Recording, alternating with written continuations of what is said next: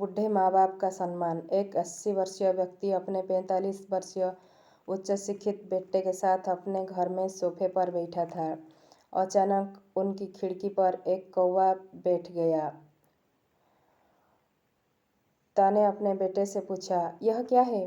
बेटे ने जवाब दिया, यह एक कौवा है। कुछ मिनटों के बाद पिता ने अपने बेटे से दूसरी बार पूछा, यह क्या है? बेटे ने कहा, पिता, मैंने अभी आपको यह एक कौवा है कहा है।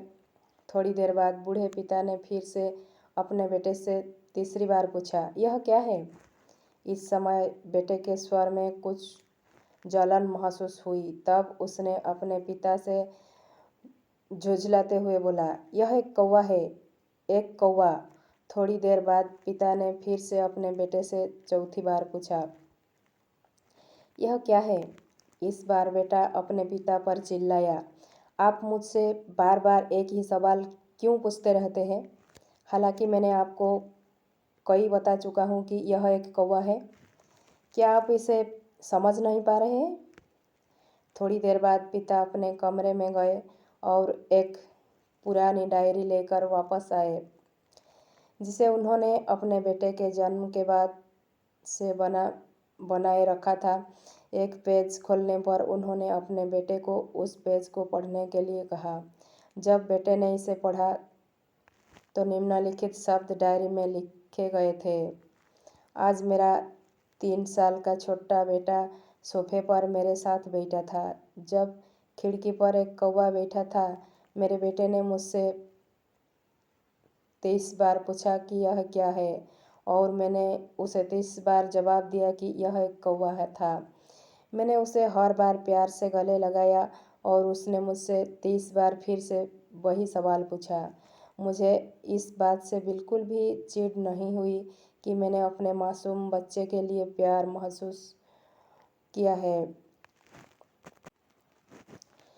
जबकि छोटे बच्चे ने उससे 23 बार पूछा, यह क्या है? पिता को 23 बार पूरे सवाल का जवाब देने में कोई जलन महसूस नहीं हुई।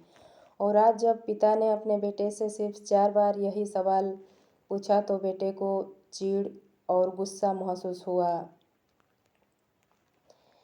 इसे पढ़कर उस बेटे को अपने किए गए व्यवहार का पता चल गया था, जिससे चलते अब वह मन ही बहुत शर्मिंदा हो रहा था। शायद उसे अब किए गए अपने बूढ़े पिता के प्रति व्यवहार पता चल गया था। इसलिए यदि आपके माता पिता जब बुढ़ापे में होते हैं, उन्हें न तो पीछे छोड़ें और न ही उन्हें एक बोझ के रूप में देखें, बल्कि उनके साथ एक दयालु शब्द बोले, शांत, आज्ञाकारी, विनम्र और उनके प्रति दयालु बने। अपने माता पिता के प्रति विचारशील रहे। आज इस बात को कहें, मैं अपने माता पिता को हमेशा खुश देखना चाहता हूँ। जब से मैं छोटा बच्चा था, उन्होंने मेरी देखभाल की। उन्होंने हमेशा मुझ पर अपने निस्वार्थ प्रेम की वर्षा की है। उन्होंने आज समाज में मुझे एक व्यक्ति के रूप में प्रस्तुत करने के लिए तूफान और गर्मी को देख बिना सभी पहाड़ों और घाटियों को पार किया। भगवान से प्रार्थना करें, मैं अपने बूढ़े माता पिता की सर्वोत्तम तरीके से सेवा करूँगा। मैं अपने प्यारे माता पिता को सभी अच्छे और दयालु शब्द कहूँगा, चाहे वे कैसे भी व्यवहार करें। तो ये थी स्टोरी आपके लिए। अगर आपको ये स्टोरी पसंद आई तो लाइक, शेयर और सब्सक्राइब ज़रूर करना।